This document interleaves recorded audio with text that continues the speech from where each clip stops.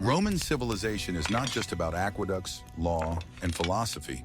It is, above all, a phenomenon of military expansion that would have been impossible without a well-thought-out system of weaponry. When we talk about Roman weapons, the image that most often comes to mind is that of a legionnaire with a short sword and a large shield. But Rome's arsenal was much more complex and multifaceted. It included not just tools for combat, but true works of engineering art, created with one goal in mind: to gain a tactical and psychological advantage over the enemy. Each weapon was designed to solve a specific problem: how to break through enemy lines, how to defend against cavalry, how to capture an impregnable fortress. The solutions found by Roman engineers and commanders are striking in their logic and systematic approach. This pragmatism and ingenuity in the creation of instruments of war allowed Rome to conquer vast territories and become a dominant force for centuries. From the versatile Dabra to the deadly Onager, each element was part of a single, unbeatable machine. Watch the video to the end to find out how the most famous element of Roman defensive equipment was also one of the most effective offensive tools. The list begins with an item that was not even formally considered a weapon. The Dabra was a versatile tool used by Roman legionaries, a hybrid of a pickaxe and a battle axe. In peacetime, it was an indispensable tool. It was used to dig trenches, chop down trees for palisades, clear debris, and build roads. Every legionary was not only a warrior, but also a builder, and the Dabra was a symbol of this duality. It consisted of a heavy metal head mounted on a sturdy wooden handle. On one side was an axe blade, on the other a sharp pick. Its weight and design made it an ideal tool for heavy work. But in battle, this peaceful tool was transformed. When legionaries found themselves in a desperate situation, such as defending a camp or in the confines of a breakthrough, the Dabra became a formidable weapon. Its weight allowed it to easily pierce the enemy's wooden shields, and the tip of the pickaxe was capable of piercing helmets or elements of armor. Unlike a sword, the Dabra did not require much space to swing for an effective strike. A short, sharp movement was enough. It was a last-ditch weapon, crude and effective. Historians still argue whether the Dabra can be considered a full-fledged weapon, since its main purpose was construction. Some argue that it was just a tool used in battle out of desperation. Others see it as a universal tool, originally designed with possible combat use in mind. They point out that its construction was excessively sturdy for a normal hoe, and that it was ideal for close combat. It was an integral part of every legion, symbolizing readiness for any challenge, from construction to battle. The Dabra is yet another testament to the pragmatism of the Roman military machine. Every item, every detail was created for multiple purposes to ensure survival and victory in all circumstances. What do you think? Was it a weapon or just a tool in the hands of a desperate soldier? It is difficult to overestimate the importance of the Dabra in the daily life of the legion. It was a symbol not only of pragmatism, but also of discipline and self-sufficiency of the Roman legionaries. Every warrior was required to carry this tool with him, and its use was not limited to earthworks. The Dabra was used to create and repair camp fortifications, build roads, bridges, and even buildings. This highlights the uniqueness of the Roman army, which was not just a fighting force, but an engineering corps capable of quickly erecting full-fledged settlements in conquered territories. For example, during the construction of a camp, a legionnaire could use a Dabra to dig a trench, erect a palisade, and even cut wooden stakes. In hostile territory, this ability to quickly create a protected camp was crucial for survival. According to some historians, its design was so well thought out that it could be used in a wide variety of situations. One point of the pickaxe could be used to break through hard soil or stones, while the wide blade of the axe could be used to chop down trees. But in battle, it was transformed. A blow with the pickaxe could easily pierce a helmet or armor, and the axe blade could cut through a shield. At the same time, a legionnaire could use the Dabra as a hook to pull an enemy off a wall or incapacitate them by hooking their limb. Its weight and design made it an ideal tool for close combat, where the Gladius was less effective. It was a weapon that did not require complex fencing techniques, relying instead on brute force and weight. It was a symbol of survival, a versatile tool that could be used for both creation and destruction. Ultimately, the Dabra was not just a tool or a weapon, but a testament to the Romans' unique approach to warfare, where every soldier was not only a warrior, but also an engineer, a builder, and a survivor. Its versatility was key to the survival and success of the legions in a wide variety of conditions, from road construction to camp defense. No discussion of Roman weapons would be complete without mentioning the Gladius, or Spanish sword.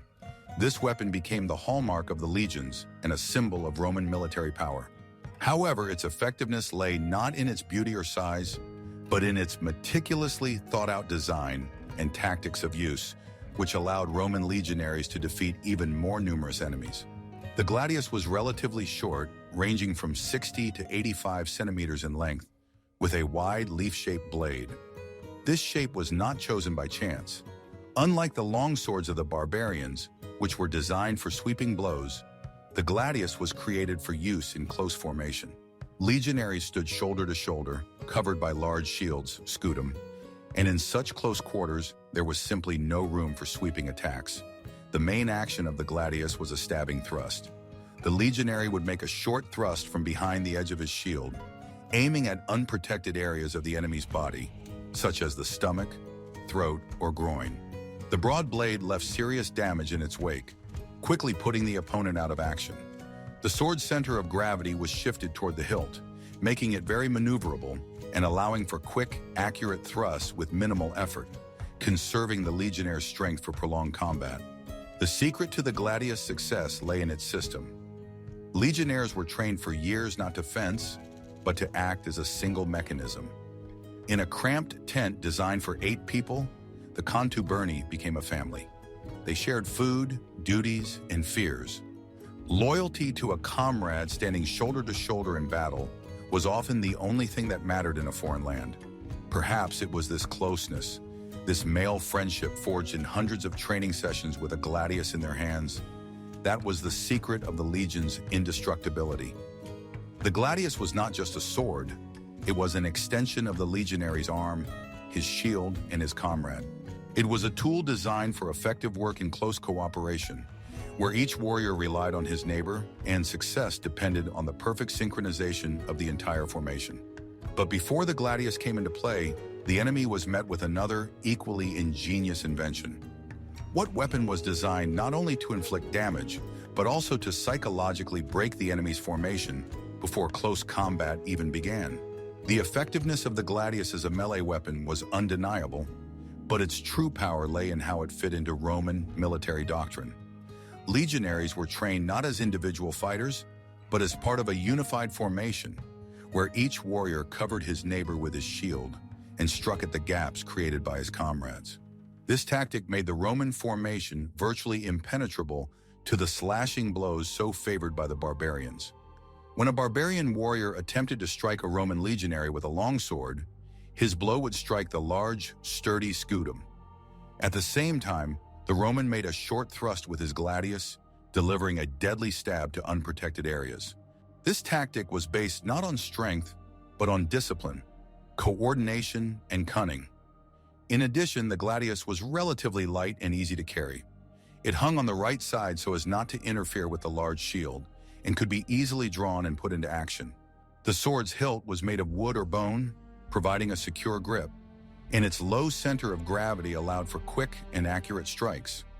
The Gladius was the ideal weapon for close combat, but it was also very effective in one-on-one hand-to-hand combat. Its sharp blade and short length made it fast and maneuverable, allowing the legionary to deliver blows that were difficult to block. It was a weapon that required not so much strength as skill and discipline. Ultimately, the Gladius became a symbol of Roman military power, embodying their tactics and discipline. It was not just a sword, but part of a system that allowed the legions to conquer and hold vast territories for centuries. The Romans were masters of field fortification and siege warfare, but they also understood the value of accurate long-range combat. This is where the Scorpion came in, a light field ballista that can be considered the ancient equivalent of a sniper rifle. The Scorpion was a compact arrow-firing device that worked on the principle of torsion. Its power did not come from the tension of a bow, but from the energy stored in tightly twisted bundles of tendons or horsehair. Two such bundles, placed in vertical sockets in a wooden frame, served as springs. When the lever was pulled back with a winch, the tendons twisted to the limit, accumulating enormous tension. The archer, or ballistarius, aimed the weapon using special sighting devices. Pressing the trigger released the stored energy, and the heavy arrow or bolt flew out of the guide with tremendous speed and accuracy. The Scorpion was a surprisingly simple and reliable mechanism, which allowed legions to use it en masse and maintain it in working order right on the battlefield. It was a weapon that required careful maintenance and trained operators, but its effectiveness more than compensated for all the costs. The effectiveness of the Scorpion was astonishing for that era. It could accurately hit targets at a distance of up to 200 meters, and the maximum flight range of the dart reached 400 meters. No shield or armor of that time could withstand a direct hit, but its main advantage was psychological. Imagine a detachment of warriors who cannot even see the enemy, but are already suffering losses from an invisible archer. A single accurate shot could take out the commander, the standard bearer, or simply the bravest warrior, causing confusion and fear in the enemy ranks even before the main battle began. Scorpions were often set up on high ground or on the walls of field camps, providing fire cover and suppressing the enemy's initiative, forcing them to act cautiously and fear every shadow. It was a weapon that turned the Roman camp into an impregnable fortress and the battlefield into a deadly trap. The Scorpion was not just a single weapon, but part of an entire support system for the legion. On large battlefields, especially during sieges or camp defenses, Scorpions were often used in batteries, allowing them to concentrate fire on specific areas of the enemy formation. This was an effective tool for breaking through enemy lines and destroying key targets. Unlike heavy siege engines, Scorpions were light enough to be transported on carts and quickly deployed on the battlefield. This made them an incredibly flexible and adaptable weapon. In addition, the Romans constantly improved the design of the Scorpion, making it even more accurate and powerful. For example, they developed an aiming system that allowed the angle of fire to be quickly adjusted depending on the distance to the target, making the Scorpion one of the most accurate weapons of its time. Its use was also closely linked to psychological warfare. The Romans understood perfectly well that fear and uncertainty could be just as destructive as physical damage. When enemy warriors saw their comrades falling from invisible blows, their morale plummeted and they lost their fighting ability. The Scorpion was the perfect tool for creating this effect.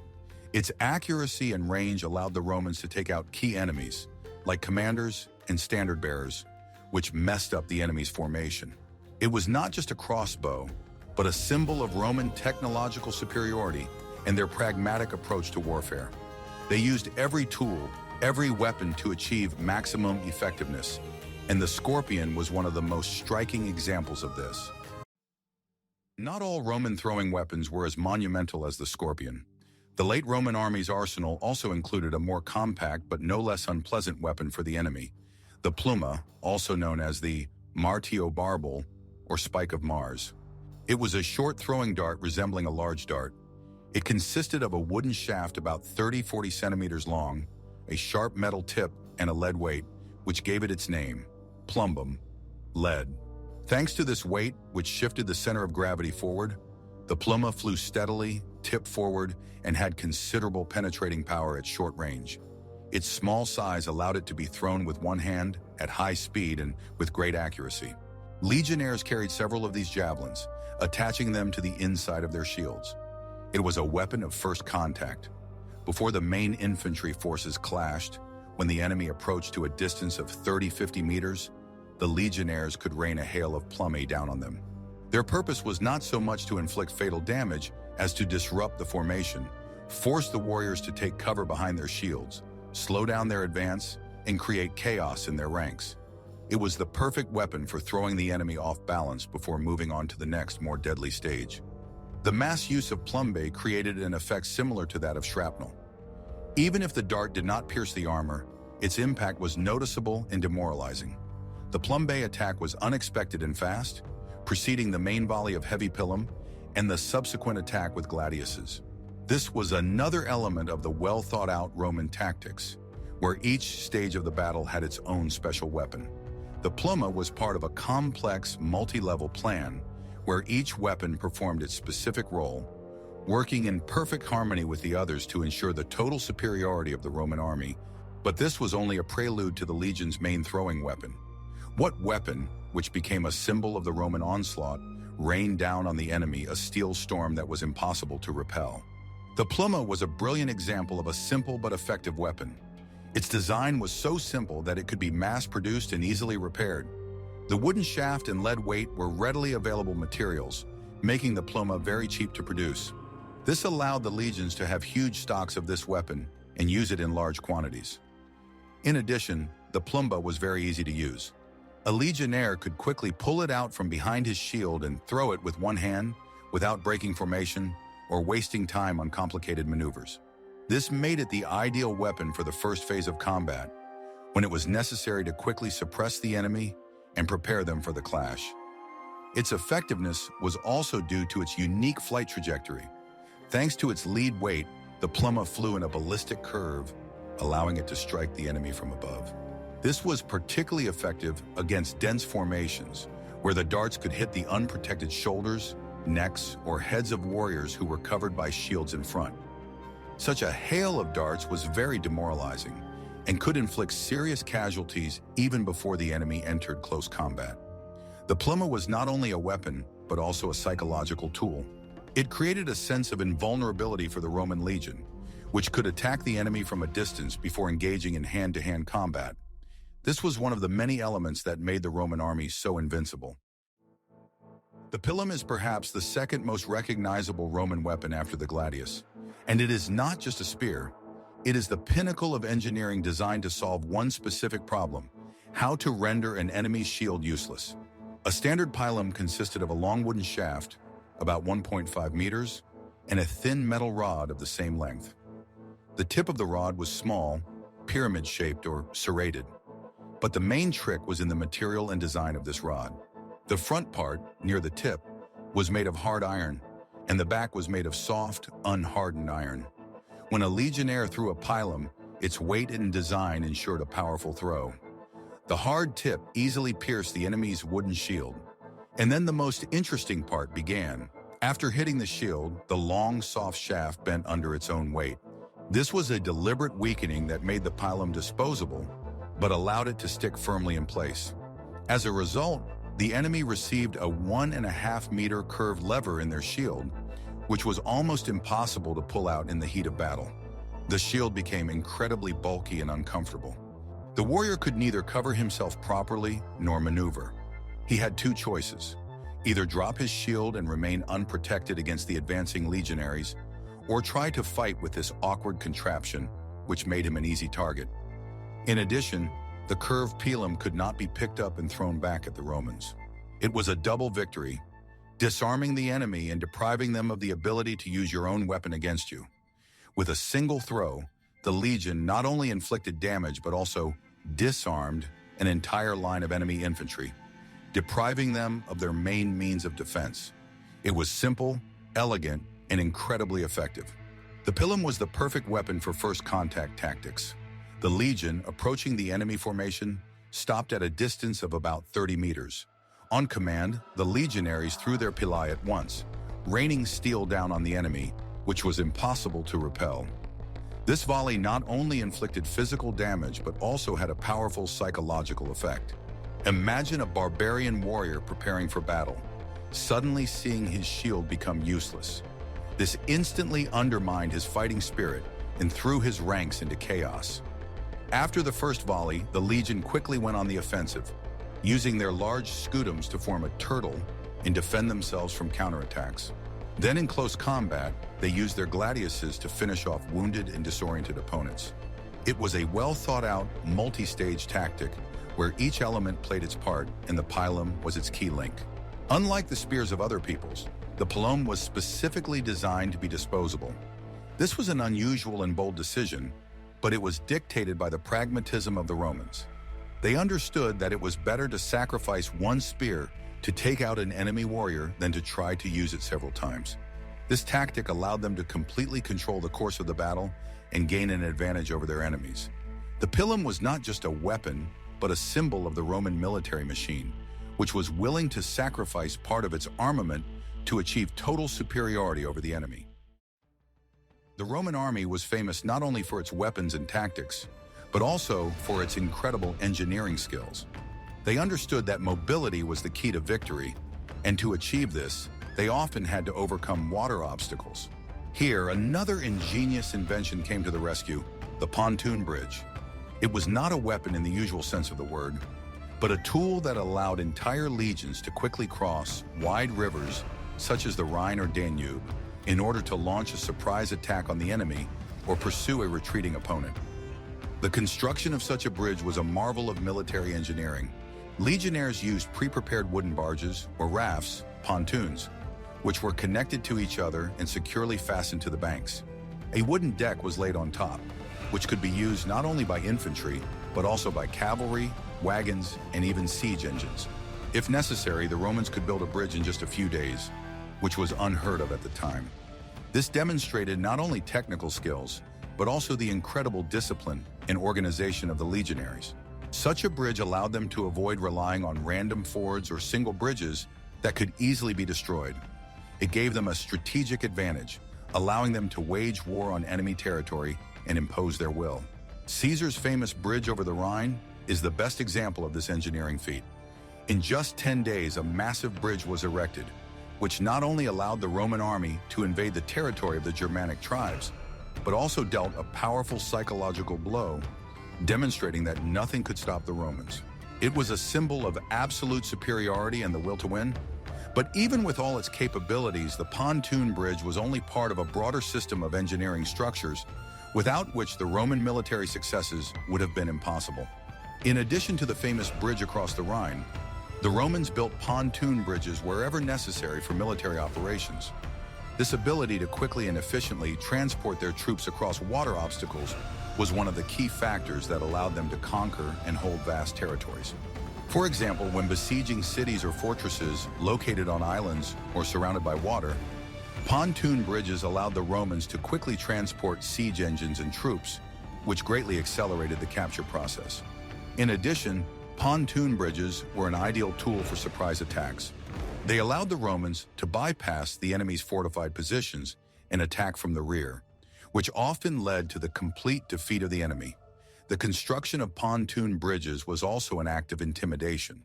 Seeing the Romans build a bridge across a wide river in a matter of days, enemy tribes realized that they were dealing with an incredibly organized and technologically advanced force that could not be stopped. This often led to enemies surrendering without a fight, preferring a peaceful agreement to total destruction. Thus, pontoon bridges were not only engineering structures, but also powerful psychological weapons. They were part of a complex system that included roads, aqueducts, camps, and other engineering structures that allowed the Romans to support their armies and provide them with everything they needed to wage long wars. If the Scorpion was the sniper rifle of antiquity, then the Onager was its heavy artillery. The name of this powerful weapon translates as wild donkey because of the characteristic crouching leap that the machine made when fired.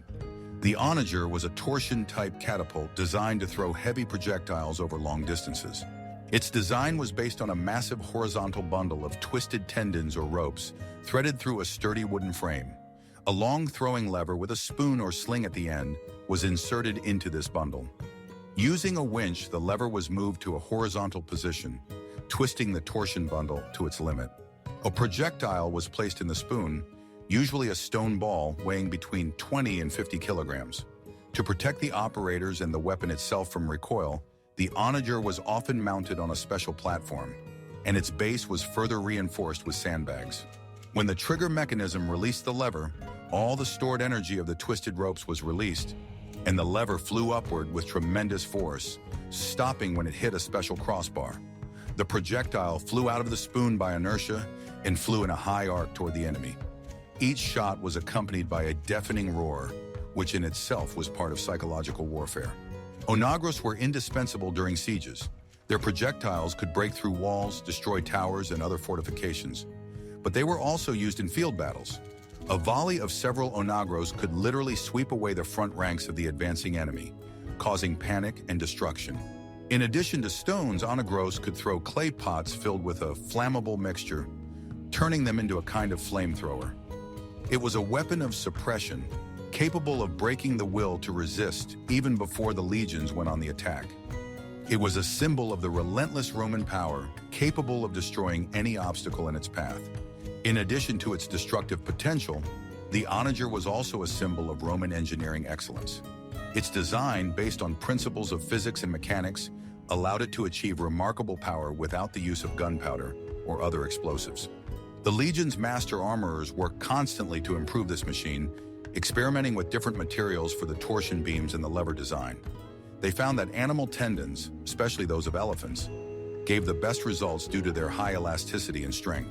This once again emphasizes that the Roman army was not just a military force, but a real engineering school where research and development of new technologies were constantly underway. The Onager was also a symbol of discipline and organization. Its maintenance required a whole team of trained specialists who had to act in a coordinated and precise manner. Each operator knew his role and performed it flawlessly, allowing them to fire with high speed and accuracy. Onagers were also used as psychological weapons. The sound of the shot and the roar they made could be heard at a great distance, striking fear into the ranks of the enemy. Imagine a besieged city whose inhabitants are constantly under threat of being hit by heavy stone projectiles. This demoralized them and made them doubt their ability to withstand the siege. Onagers were a tool that allowed the Romans not only to destroy walls, but also to break the spirit of their enemies, which often led to quick surrender. They were part of a complex siege system that included towers, battering rams, scaling ladders, and other machines that worked in perfect harmony to ensure the total superiority of the Roman army. The Roman army, especially in its later period, was known for its heavy armor, but this was not always the case. For legionaries who fought in hot climates or needed greater mobility, there was an alternative: the dolman. The dolman was not exactly a weapon, but rather an element of protective equipment closely related to tactics and combat style. It was a quilted or multi-layered linen tunic worn under or instead of the main armor. Its main purpose was to absorb blows. Numerous layers of thick fabric, often impregnated with special compounds, effectively dispersed the energy of the blow, reducing the risk of injury. For legionaries who did not wear heavy chainmail or segmented armor, the dolman served as the main protection. It was lightweight, allowed for freedom of movement, and did not overheat under the scorching sun. This was especially important for auxiliary units, archers, slingers, and lightly armed infantry, who needed high maneuverability. The dolman was a symbol of how the Romans adapted their military tactics to different conditions. Instead of relying on just one type of heavy infantry, they created a flexible and multifunctional army capable of fighting in any conditions. But even in such light protection, the legionaries remained true to one principle. Any battle, even the shortest, must begin with the destruction of the enemy's formation at a distance. The dolman was not only a protective element, but also a symbol of the practicality of the Roman military machine. Unlike heavy metal armor, which required a lot of time and effort to produce and repair, the dolman could be easily made from readily available materials. This allowed the Romans to quickly equip large armies and keep them combat-ready. In addition, the dolman was very comfortable to use. It did not restrict movement, allowing legionaries to move quickly and perform complex maneuvers, which was especially important in mountainous terrain or dense forests. This made it ideal for rapid response in light infantry, which had to operate away from the main formation. Its use was also linked to economics. The production of metal armor was an expensive and labor-intensive process, while the dolman could be mass-produced at minimal cost. This allowed the Romans to maintain huge armies without bankrupting the treasury. Thus, the dolman was not just an item of clothing, but a symbol of the efficiency, practicality, and adaptability of the Roman army. It showed that the Romans were willing to compromise between protection and mobility in order to create an army that could fight successfully in any conditions. The idea of using fire as a weapon is as old as the world itself, but the Romans took a systematic approach to it. They did not invent Greek fire in its classic Byzantine form, but they actively used a variety of incendiary mixtures and methods of delivery. The basis of Roman incendiary compounds was usually sulfur, bitumen, natural asphalt, and resin. This mixture burned well and was difficult to extinguish with water. It was loaded into clay pots, which were then thrown using onagers or simply by hand. When the pot broke on the target, it released a burning mass that stuck to wooden structures, siege engines, or ships. Another way to deliver these mixtures was with arrows. The arrowhead was wrapped in tow, soaked in the incendiary mixture, and lit just before the arrow was shot. A cloud of such flaming arrows could cause fires in an enemy camp or city, creating chaos and distracting enemy forces to fight the fire. The psychological effect of using such weapons was enormous. Fire is an element that evokes a primitive fear in humans. The sight of burning comrades or equipment and flames that could not be extinguished had a powerful demoralizing effect. Incendiary weapons were particularly effective in naval battles, where wooden ships, tarred to protect them from water, were ideal targets. The Romans used fire not so much to destroy manpower as to destroy infrastructure and demoralize the enemy. The Romans also used fire to create smoke screens. For example, during a siege, they could throw pots with a burning mixture into the city, which emitted large amounts of thick smoke. This not only prevented the defenders from seeing, but also created panic, allowing the Romans to approach the walls and begin their assault. In addition, flaming arrows could be used to set crops and fields on fire, which was part of a scorched earth strategy. This deprived the enemy of food and forced them to either surrender or fight under unfavorable conditions. The use of fire was an important part of Roman military doctrine, which sought not only victory in battle, but also the complete suppression of the enemy. Roman engineers constantly experimented with different compositions to create more effective and destructive incendiary mixtures. For example, they added various resins and oils to make the fire burn longer and stick to surfaces. This allowed them to set fire to even damp or wet surfaces. Incendiary weapons were also part of psychological warfare. Imagine a besieged city under constant attack from flaming arrows and pots of burning mixture. This created the impression that the Romans were relentless and could destroy everything in their path. Incendiary weapons were one of many tools that allowed the Romans to achieve total superiority over their enemies. We have come to the end of our list, and as promised, it is not dedicated to weapons in the usual sense, but to an element of defense, a large full-length shield, the scutum. However, it would be a mistake to call it exclusively a defensive weapon. In the hands of a skilled legionary, the scutum became one of the most effective offensive weapons. The scutum was a large, curved, rectangular shield made of several layers of glued wood covered with canvas and leather. In the center of the shield was a metal umbo, a hemispherical plate that not only protected the warrior's wrist but also played a key offensive role. First, the weight of the shield, which was about 10 kilograms combined with its curved shape, made it an ideal battering ram. In close formation, a legionnaire could strike an enemy with the edge of his shield, knocking him off his feet or throwing him off balance. This technique was called a shield bash and was a standard part of legionnaire training. Secondly, the metal umbo was a weapon in its own right. A sharp, short blow with the umbo to the face or chest of an enemy could stun them and create the perfect moment for a follow-up thrust with the Gladius. But the main offensive use of the scutum was in the famous tortoise formation, testudo. Legionaries would huddle together in a tight group, covering each other with shields on all sides and above.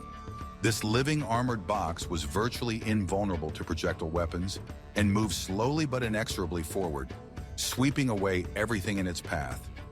The tortoise did not just defend, it attacked, pressed, and crushed the enemy, instilling terror with its monolithic appearance. Thus the scutum, a defensive tool for individual warriors, became a powerful offensive weapon for an entire unit when used collectively.